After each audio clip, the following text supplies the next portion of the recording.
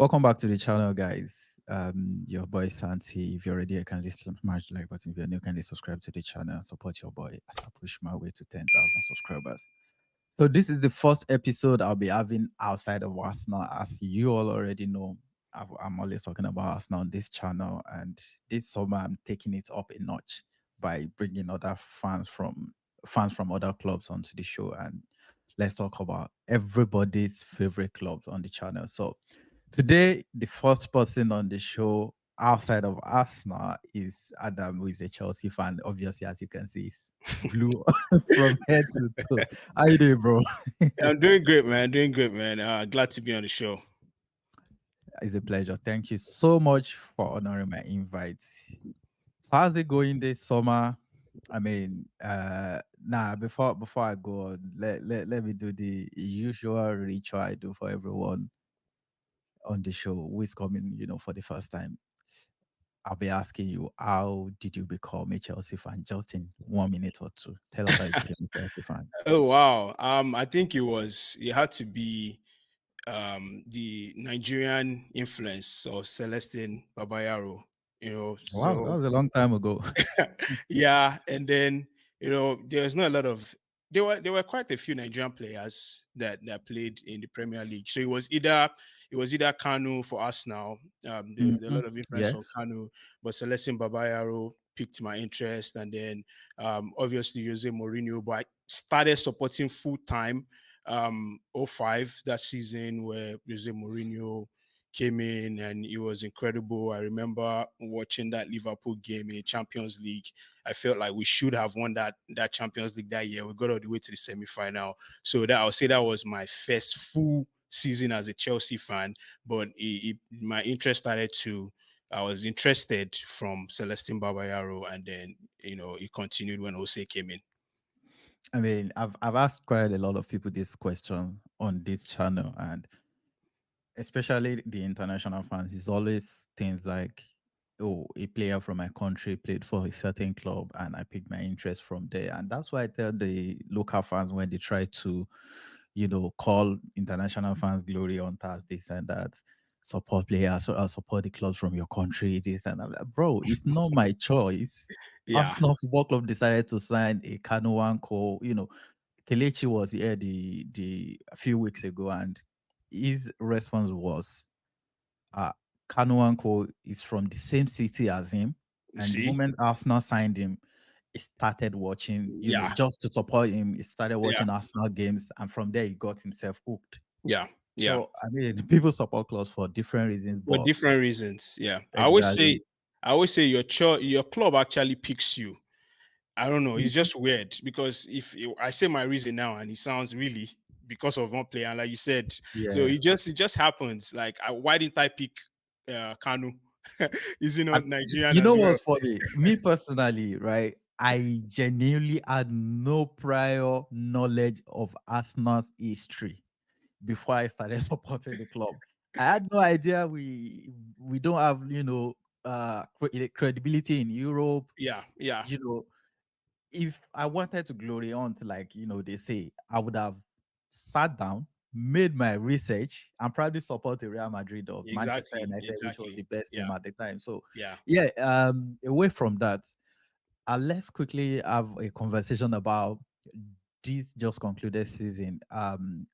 You started the season poorly and somehow managed to finish strongly. And if not for the fact that Manchester United won the FA Cup, which nobody actually expected them to do, you would have been playing Europa League football next season. I mean, even in January, if anybody told you Chelsea Football Club will finish in an Europa League spot, you probably wouldn't believe it.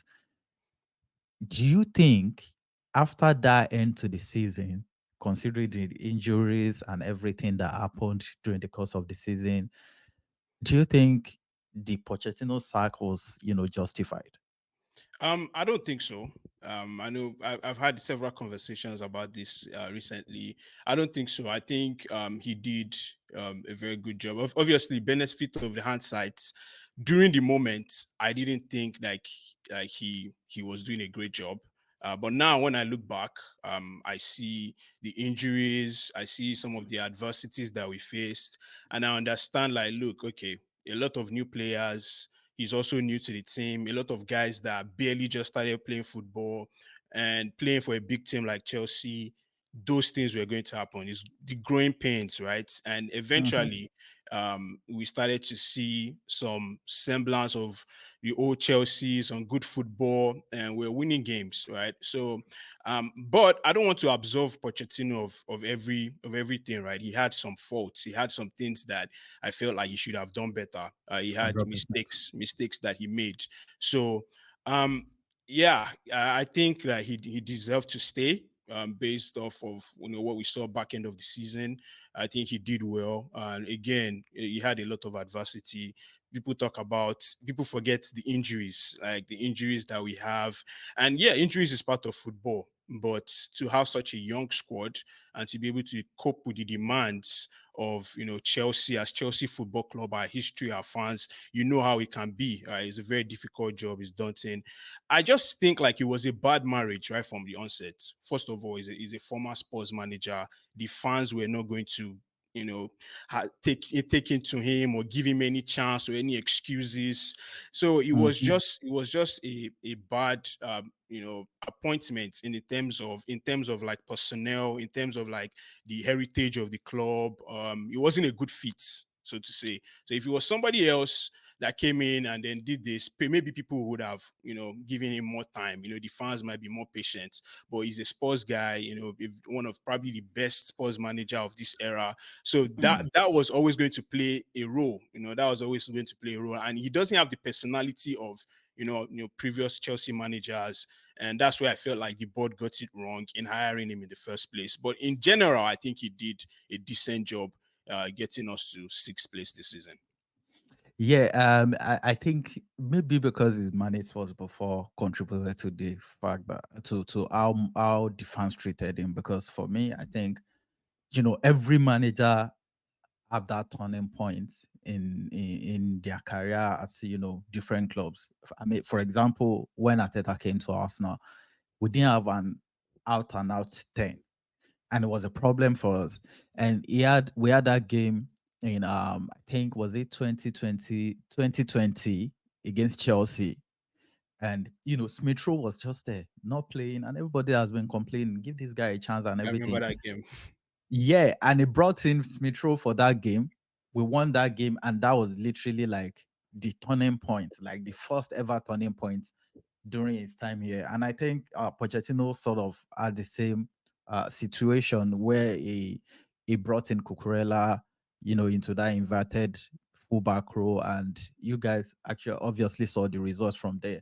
And I may personally just feel like you should have given him at least one more season. I don't think just one season is enough for a coach to implement his ideas with players that he didn't sign himself. I mean, it was the management just going out there signing these players and telling the coach that you have to make this work. But I mean, that has already happened. And Yeah, I- when this whole thing was going on, my question to Chelsea fans has always been, okay, the sack has happened. You guys are used to it.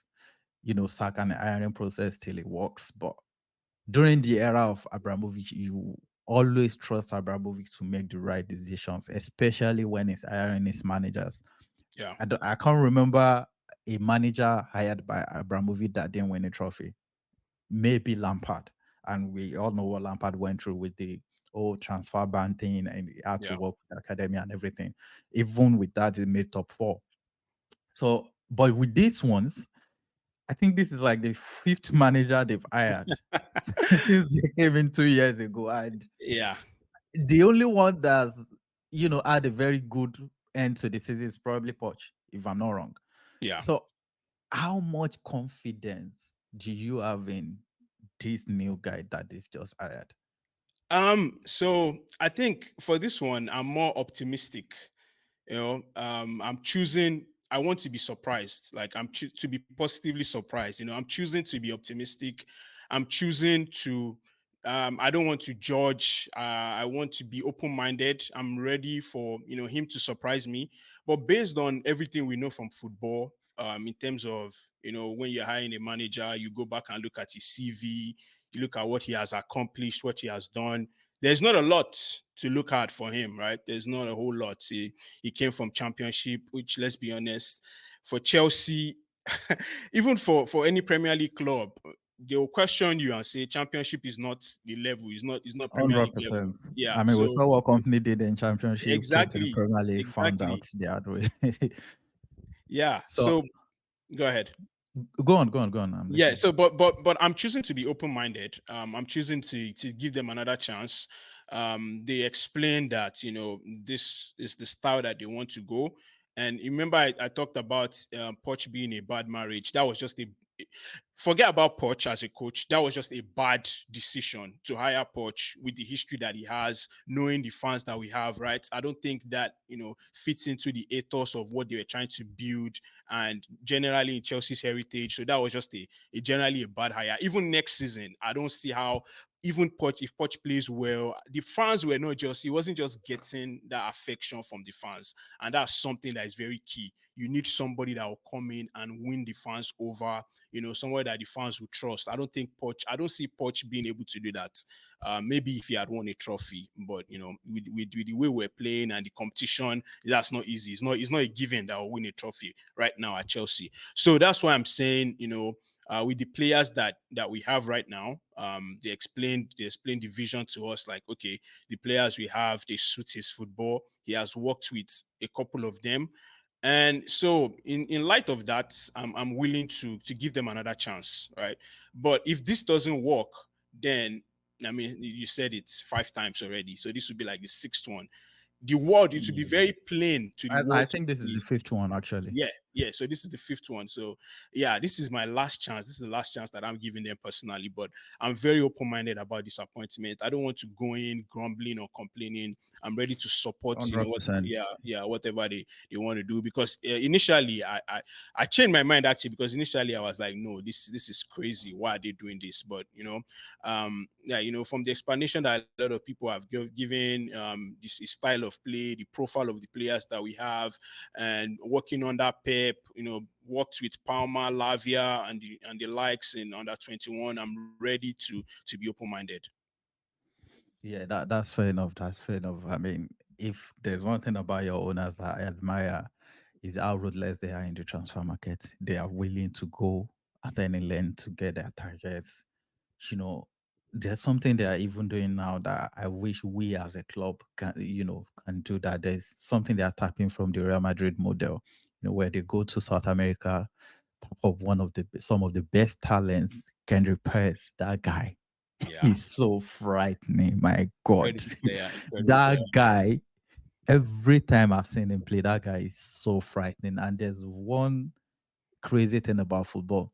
If you are confident in yourself, bro, it's Take you done. places. Yeah, Like, look at him just standing there. He's beaming of confidence. And, the recently concluded Estavo deal as well. It's not official yet, but yeah, I don't think that deal will be falling through. Probably be a Chelsea player before we know yeah. it. But there's one aspect of them that I don't ever pray they get right. As a rival fan, obviously, is the managerial appointment. This might be What? the right one. This probably the right one. Yeah, I mean, what they've done this time around that I feel like is different is the fact that they established a style of play and they went out there, regardless of reputation, how many league titles has he won, how many top clubs has he coached, or whatever, whatever. They just looked at him, his Yeah, profile, how he plays, and everything, and they feel like, okay, he plays the way we want to play, yeah, and yeah. we have these players to implement his ideas and everything. Then if he comes in, I know it's still gonna need time, but the problem That's now the thing. is the Chelsea fan base. Would they give him the time needed to implement his ideas? Because these people expect, miracle to happen overnight. Yeah, And that's if you that's really want to implement a long-term idea, it's going to take time. yeah. It's Yeah, it going to would. take time. But going into the summer, what areas of your squad do you think needs addressing? Is it the striking department? I mean, Jackson scored.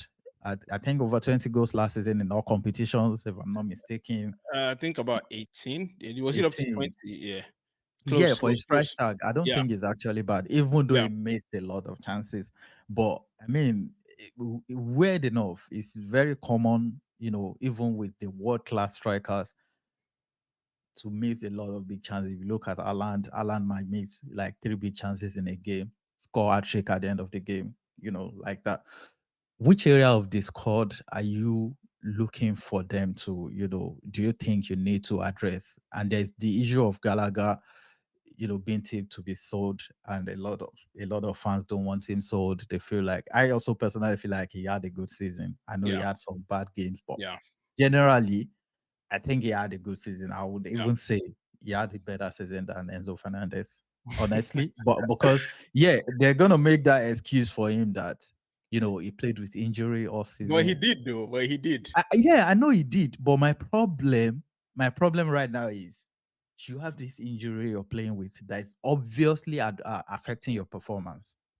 Just go get the surgery. It's Yeah. not like a Yeah. surgery that will take you 9 months, 6 months to recover. I Yeah. mean, he had the surgery just few games to the end of the season, and it's now ready to play in Copa America. Right. You probably Right. just Yeah. missed 2 months of the season, and at some point, you literally had nothing you were playing for. You were just playing week in, week out. So, and weird enough, the moment Enzo went out of the team, you guys started picking up points. And there's this conspiracy theories, surrounding him, that he's been the one, he's been the one That, affecting how that's you that's play and that's that's a everything. lot of rubbish, man. That's I that's know, not. man. I mean, I also, honestly, this is the first time I'll be admitting this. I have this agenda not against him, right? I Yeah. actually think it's very good, but my problem started when the beginning of the season, Bellingham was having a very good start to the season. Declan Rice was having a very good start to the season, and I will see Chelsea fans all over the place saying Enzo Fernandez is a better player than these people, this and that, blah blah blah. Bro, You what know. does You this know. guy do? Agenda must agenda Do now. you get? And this is what I tell people: like, one agenda gives birth to the other. If you're saying Yeah. some ridiculous things, some people will have to want to say some other ridiculous things just to get you pissed off. Yeah. And you know what cracks me up the most is the fact that some Chelsea fans actually buy into this agenda. I mean, I'll make that tweet about Enzo, and I'll see some Chelsea fan agreeing with me. I'll just be laughing like, bro, I don't even mean this. I don't even mean this. And it's the same thing with Drogba. And people know, like, this guy is obsessed with Drogba. A lot of people hate me for it. And this also started even before I had a Twitter account, because there was always this debate about Henry and Drogba, and it pissed me off so much. Like, bro, Drogba is a very good striker, had a very good career. I mean, he, at club level, won everything literally. Yeah. But footballing wise, come on with Henri. So, and that was where my, Drogba agenda started from. Honestly, that was where it started from. But we've drifted away from the topic. So yeah, back to the topic at hand. Yeah. Which area of the team do you expect, them to strengthen this summer? So judging from research on Marresca's style of play, we know that he likes to invert the fullbacks, right? And we saw Cucurella do that a lot under Pochettino towards the end or back end of the season. But I think we need another left back. Ben Chilwell is somebody that I have high regards for. For some reason, people don't rate him highly in our club. I know people just don't want to consider the context of him constantly getting injured and getting back into the team. It's never that easy. But I don't see him having that same role. I don't think it suits that style of play of inverting. So I expect that we make another left back signing. And you talked about striker position. That's another position that we absolutely need to strengthen. I think we definitely need another striker. I think it also help Jackson's development because he's still a very young striker. He's still learning his trade. I look at a lot of strikers his age. I cannot think of many that are that better than him. Obviously there are a few that are better than him, but they are not. The list is not exhaust. Is not that long, right? So I think he will get better, but I think he needs competition. I think he needs, somebody that he can maybe learn from, or someone to challenge him. I think that he definitely needs that. His finishing has to improve. He has other qualities that are just out of this world that people need to notice. His hold up play is incredible. Also on the ball, he's very good. I think he has very good technique on the ball, but he needs to improve, his finishing. And I think we definitely need to sign a striker. Two names that have been coming up is Alvarez and Sheshko, that you guys are also linked to. I think it's causing some sort of division in our fan base right now. People are saying, go for Alvarez. People are saying go for Mm-hmm. Sheshko, but that's an entirely different debate. But I think we Oh definitely yeah, need, 100%. yeah, yeah, we definitely need a striker. All right. I think you have a lot of wingers already. There is Mudrik, there is Sterling, there's Madrike, Hutchinson is coming back on loan, who is being tipped to be sold Yeah. actually, and which was a very, very, very poor business from Arsenal point of view. We lost this guy for free just last season, and you guys are about We're to about make to flip him. absolute profit on him, and Yeah. it pissed me. I'm not when he left. I wasn't even mad at the fact that I left because I got to know that he's been a boyhood Chelsea fan, and if I Oh, become really? a professional, Interesting. yeah, yeah, he was a I boyhood didn't even know Chelsea that. fan. There was a picture of him in a Chelsea kit as a small boy with Drogba, and you know, maybe he just wanted to return to his club and play for them and everything. If I'm a professional footballer myself, I want to play for Arsenal at some point in my career. So I wasn't mad.